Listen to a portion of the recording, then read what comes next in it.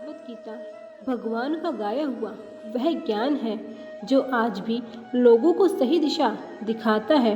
जिस तरह आज हम कई बार तमाम कारणों के चलते अपने अपने कर्तव्यों से विमुख हो जाते हैं और हार मानकर समस्याओं से पलायन करने लगते हैं, उसी प्रकार महाभारत के युद्ध के समय निराशा असमंजस्य की स्थिति दिखाई देती है। तब भगवान श्री कृष्ण ने जो दिव्य ज्ञान दिया वह गीता के रूप में आज हमारे सामने है। कलयुग की आपाधापी भरी जिंदगी में आखिर क्यों जरूरी है गीता का पाठ? इसे जानने के लिए आपको गीता का सिर्फ पाठ करना नहीं बल्कि इसका मनन भी करना होगा। दरअसल जब भी कोई व्यक्ति अपने कर्तव्य पथ पर चलते हुए व्यक्तिगत, पारिवारिक, व्यावसायिक और या ऐसे किसी भी विचार व्यूह में उलझता है तो उसे श्रीमद् भागवत गीता के माध्यम से सही रास्ता प्राप्त होता है। जीवन के उस मोड़ पर जब व्यक्ति को कोई रास्ता नहीं सूझता और वह खुद को तमाम समस्याओं में घिरा पाता है तो कर्तव्य अकर्तव्य के असमंजस में फंस जाता है। उस मुश्किल समय में श्रीमद् भागवत गीता उसका हाथ थामती है और मार्गदर्शन करती है। श्रीमद् भागवत गीता के दिव्य ज्ञान को लोगों ने अपने अपने तरीके से व्याख्या की है। यह श्रीमद् भागवत गीता की खूबी है कि इसे आप जितनी बार पढ़ते हैं आपको उसका एक अलग ही आध्यात्मिक अर्थ समझने को, जानने को मिलता है। भगवान श्री कृष्ण ने गीता के माध्यम से संसार को जो शिक्षा दी है वह अनुपम है। वह वेदों का सार, उपनिषदों का सार, ब्रह्म सूत्र का सार है। गीता सार का अर्थ निचोड़ या रस होता है। सफलता प्राप्ति के लिए भगवान श्री कृष्ण ने वे रहस्यमयी सूत्र बताए हैं जिन्हें सोचकर और सुनकर लगेगा कि ये बिल्कुल सच है। जीवन में सफलता चाहते हैं तो गीता के ज्ञान को अपनाएं और निश्चित तथा भयमुक्त जीवन पाएं। भगवान श्री कृष्ण का सफलता प्राप्ति के लिए पहला सूत्र है सफलता। भगवान श्री कृष्ण कहते हैं कि यदि आप लक्ष्य को प्राप्त करने में विफल होते हैं तो अपनी रणनीति बदलिए, लक्ष्य को नहीं। इस जीवन में न कुछ खोता है न व्यर्थ होता है। जो इस लोक में अपने काम की सफलता की कामना करते हैं वह देवताओं से प्रार्थना करें। अगला सूत्र है प्रसन्नता। भगवान श्री कृष्ण कहते हैं कि खुशी मन की वह अवस्था है जो बाहरी दुनिया में नहीं मिल सकती। खुश रहने की एक ही कुंजी है इच्छाओं की कमी। यदि हमारी इच्छाएं कम होगी तो हमें खुशी ज़्यादा मिलेगी। इच्छाओं का बढ़ना मतलब दुख का कारण है। अगला सूत्र है आत्मविनाश या नरक के द्वार। वासना, काम और लोभ, क्रोध से भ्रम पैदा होता है। भ्रम से बुद्धि व्याग्र होती है। जब बुद्धि व्याग्र होती है तो तर्क शक्ति नष्ट हो जाती है और जब तर्क नष्ट होता है तब व्यक्ति का पतन हो जाता है। वह जो भी इच्छाएं त्याग देता है और मैं और मेरा की लालसा और भावना से मुक्त हो जाता है, उसे शांति प्राप्त होती है। और जब शांति प्राप्त होती है तो सफलता हमारे पास होती है। अगला सूत्र है विश्वास। विश्वास क्या है? मनुष्य अपने विश्वास से निर्मित होता है। जैसा वो विश्वास करता है वैसा ही वो बन जाता है। व्यक्ति चाहे जो बन सकता है यदि वह विश्वास के साथ इच्छित वस्तु पर लगातार चिंतन करे। हर व्यक्ति का विश्वास उसकी प्रकृति के अनुसार होता है। विश्वास की शक्ति को पहचाने। सफलता प्राप्ति के लिए अगला सूत्र है मन। मन जो मित्र भी है और शत्रु भी है। जो मन को नियंत्रित नहीं कर सकते उसके लिए वह शत्रु के समान कार्य करता है। मन की गतिविधियाँ होश, हवास और भावनाओं के माध्यम से भगवान की शक्ति सदा तुम्हारे साथ है और लगातार तुम्हें बस एक साधन की तरह प्रयोग करके सभी कार्य कर रही है। मन अशांत है, उसे नियंत्रित करना कठिन नहीं है। लगातार अभ्यास से इसे वश में किया जा सकता है।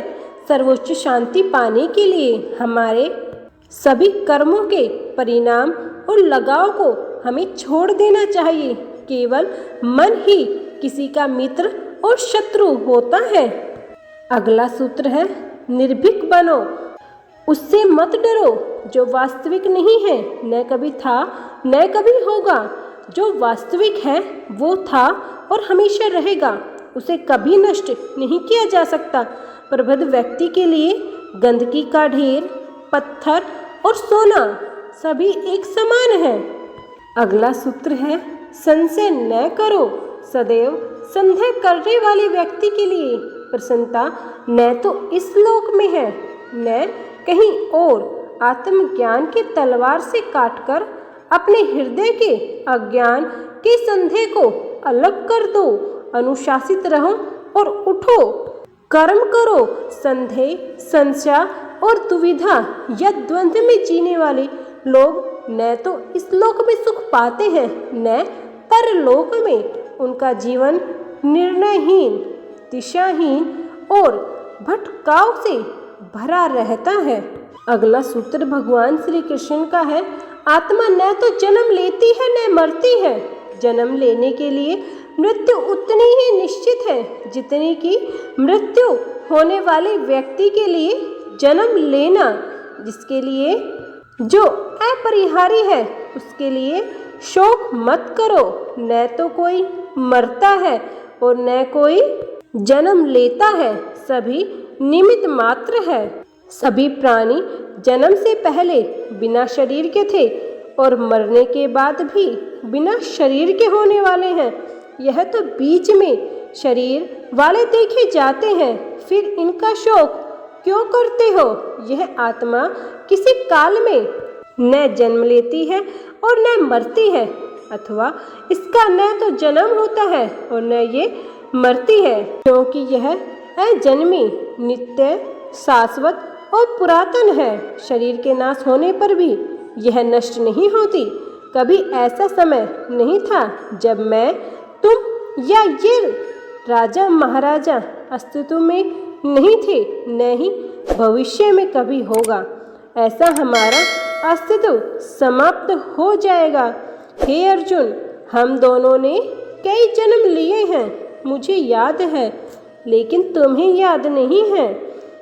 भगवान श्री कृष्ण का अगला सूत्र है कर्मवान बनो। निसंदेह कोई भी पुरुष किसी भी काल में क्षण मात्र भी बिना कर्म के नहीं रहता, क्योंकि सारा मनुष्य समुदाय प्रकृति जनित गुणों द्वारा परवश हुआ कर्म करने के लिए बाध्य किया जाता है। अपने अनिवार्य कार्य करो, क्योंकि वास्तव में कार्य करना निष्क्रियता से बेहतर है। अप्राकृतिक कर्म बहुत ही तनाव पैदा करते हैं। किसी और का काम पूर्णता से करने से अच्छा है अपना काम भले ही अपूर्णता से करना पड़े पर अपना करे। बुद्धिमान व्यक्ति कामुक सुख में आनंद नहीं लेता। कर्म योग वास्तव में ही परम रहस्य है।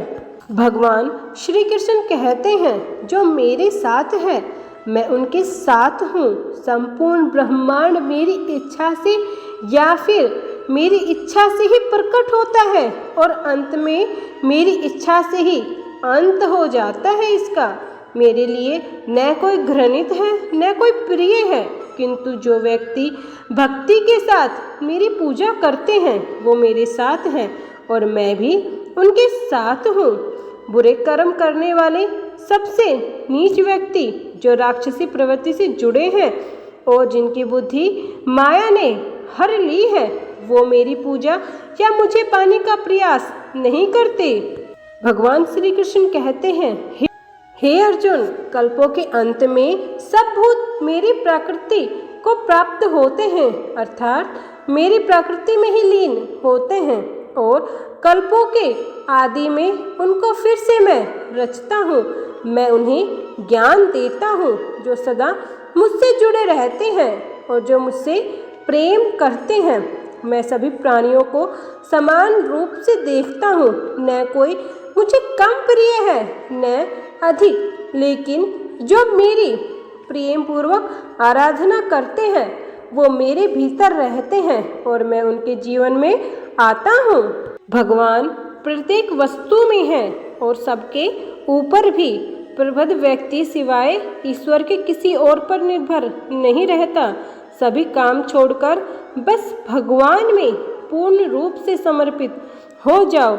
भगवान श्री कृष्ण कहते हैं, जो कोई भी जिस किसी भी देवता की पूजा और उस पर विश्वास करने की इच्छा रखता है, मैं उसका विश्वास उसी देवता में दृढ़ कर देता हूँ। हे अर्जुन, मैं भूत, वर्तमान और भविष्य के सभी प्राणियों को जानता हूँ, क्योंकि ईश्वर एक अदृश्य और अकथनीय शक्ति है जिससे संसार की उत्पत्ति, पालन एवं लय होता है। भगवान श्री कृष्ण कहते हैं, वह व्यक्ति जो मृत्यु के समय मुझे स्मरण करता है, अपने शरीर को त्यागता है, वह सीधा मेरे धाम को प्राप्त होता है। इसमें कोई संशय नहीं है। वे इस ज्ञान में विश्वास नहीं रखते, मुझे प्राप्त किए बिना जन्म और मृत्यु के चक्र का अनुगमन करते रहते हैं।